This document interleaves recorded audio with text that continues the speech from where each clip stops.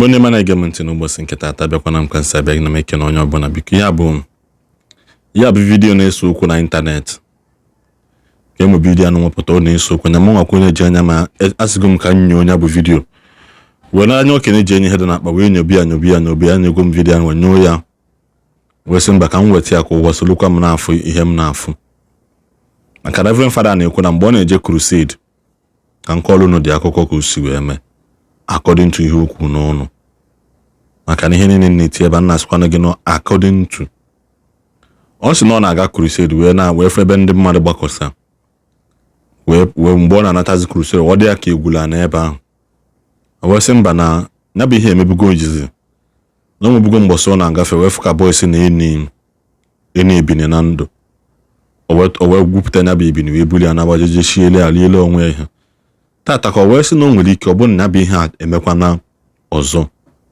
o wee sị mba ka o were ihe anya okenye ji onye ihe dị na-akpa wee nyobe a n'ebe maka na everywhere ebe ọ bụla ịfụrụ udene gada ịma na ụzụ dịlele ebe ahụ ọ sị mba ka o jije nyo anya ebe a wee fụ na ihe niile ebe ahụ bụ gịnị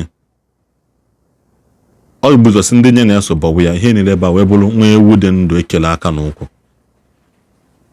mgbe o gwucha nke a wee ya afụkwa mgbe o mepere ihe ndị Igbo anyị na-akpọ ngwele ihe ndị oyibo ji gịnị lizard wee malụ ọgbọ na da lizard eji akwa black wee kpuchie ya isi kee ya elili nwa mahụ ụdị ọgwụ dị ihe nka ndị be anyị na-agwụzi there's difference between ịchụ aja na ịgwọ ọgwụ so nya bụ video wee na-ewuru ya so many things online ndị mmadụ wee na-asị na this is not going back to your root ụfọdụ na-asị ha ebe unu si na ike adịrọ n'ọgwụ why you bothered about it na ihe abụrụ ihe ndị nna nna anyị ha na-eme biko aja dị iche na ifeela alụsị ghọta na ya mana tupu anyị gaba n'iru subscribe na this channel gbe notification gị gbe notification gị nwezikwa ihe ọbụla ịchọ ikwu na-enecha the video na-epile gị kịta iti kọmentị gị na kọmentị mana asị ka m kọwaa ya ka ya bụ ihe sikwa wee mee ngwanụnụ solunu m nene na bụ vidio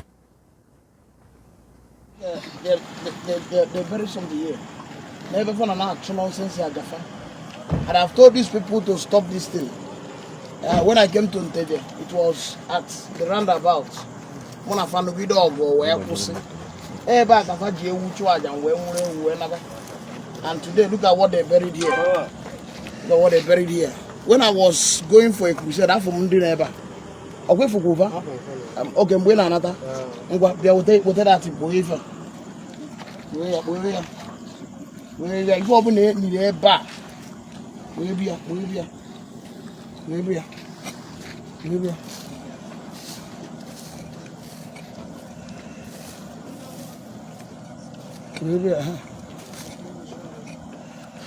Yamaka, Oga. What? You must go. Kuraka, boy.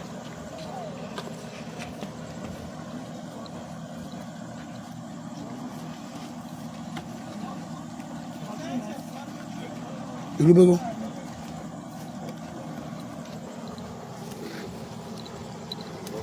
We'll go to side there.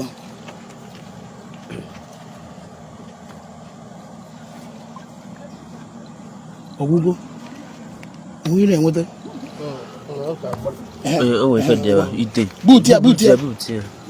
I'm better. Bootia. Ndiala. Ndị bịa atụ aja n'anyasị na enyi ya chala ọkụ abịago ma ịbụ ya buti anụ na-atụ egwu nye m I've prayed for you na ihe abịa n'ebe a buti ya ndị ala buti ya ọ na-atụ egwu buti ya n'enu akwefere nwa ewukwe again na nwa ewukwe again oh my God, we are going back to Omenala. Ndi Omenala, look at it. And all the Gonan to get in the Attire again. This is exactly the size of goats. I caught them here one day. I can now see up to now. Look at another one. But go to me here. When you get on, boot here. So we even in Adeba, Ndiala. I be Omenala. No Omenala.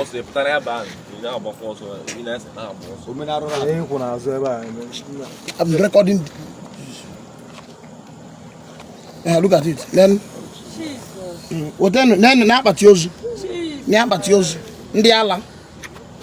Naya. Ndi Omenala. We want to go back to Omenala. Look at it. Look at it. Naya. Name go down. Oh, my God, what for me? Look at it. Naya. Look at it. Ifre. Look at it. We're gonna why? Dina munye. Or dina munye ke need Eva. Ndi ala. Hopeless people. Look at it. Ogugo. Just ambulavo ano alivyo na ambulavo ewe. Mba eti na kanka. Look at it. For those of you preaching for Omenala. Omenala bozo. Look at it. These are the things people are doing. I don't know who they have called the name. I don't know. They have called the name of somebody to do this. But I'm a savior to that person now. Amen.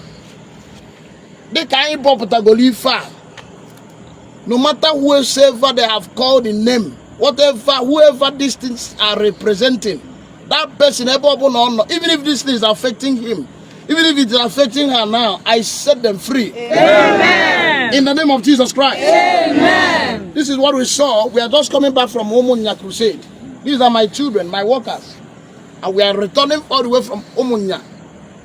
And look at what I have done here. For those of you that are preaching for Omenala, I want to ask you people, is this kind of Omenala you people want us to start doing? Omenala of wickedness. The next thing now, they will tell you, you can call me whatever you want to call me, but once I am in this integer, this nonsense must do what? Must stop. It must stop. Amen. Jesus is the way, the truth, and the life. What if now when I go to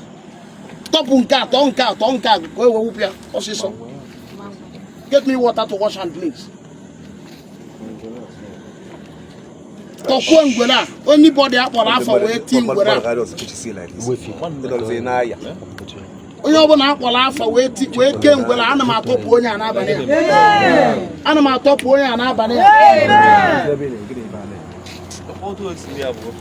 as you are losing this thing, you are losing whoever they called his name. Amen. You are losing whoever they called her name. Amen. In the name of Jesus Christ. Amen. I don't know. I'm not going to where came far. Far beyond late. Oh, neya, then when inform me, neya,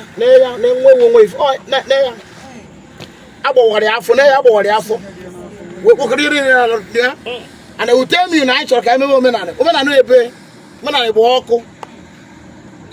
women. This is exactly what happened the other day, and it was all over the social media that I arranged it. I arranged the nonsense. I don't know any other thing to do. It's to arrange stupid set of people. The Spirit of God will not allow them to rest. Amen. Until all of them will repent. Amen. I am in integer. Come and arrest me. Look at it. Within our nonsense. I set everybody free. Amen. In the name of Jesus Christ. Amen. I set anybody up on alpha. Get him good out. I want to wash my hands as well. Anybody up on alpha. Anybody up on alpha, we catch you know, all my fools away. You are getting now when they catch you there. Oh, we're going on to go and okay, before you know it, all my fools anything on one accident. Look at it, that's it, and somebody will preach it to me, telling me, who is saying that nonsense? Is this kind of Omenala? I want to ask, Omenala going to talk maybe? Omenala of wickedness. We lose that person in the name of Jesus. Amen. Let me hear amen. I lose that person in the name of Jesus. Amen. Amen. Amen. Thunder fire devil and his cohorts. As you are losing this person, Any woman ekedifa anamatopia. Amen. Anamatopia. Amen. Anamatopia. Amen. Uko kadendo. 2 of them have died.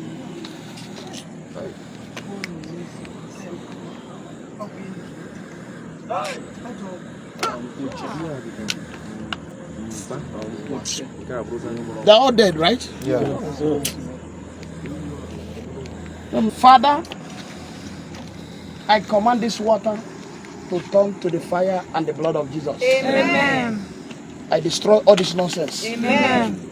By the power of Holy Ghost. Amen. In the name of God the Father. Amen. God the Son. Amen. God the Holy Spirit. Amen. Anybody Alpha where may fa Anna Potamia today. Amen. I set them free. Amen. They will not enter casket. Amen. Amen. Amen. Whatever they are planning for them in this Christmas season, in this season, will not come to pass. Amen. For those of you that bury this thing, I don't know, maybe you will see this video. The Lord will disgrace you. Amen. God bless all of you. Amen.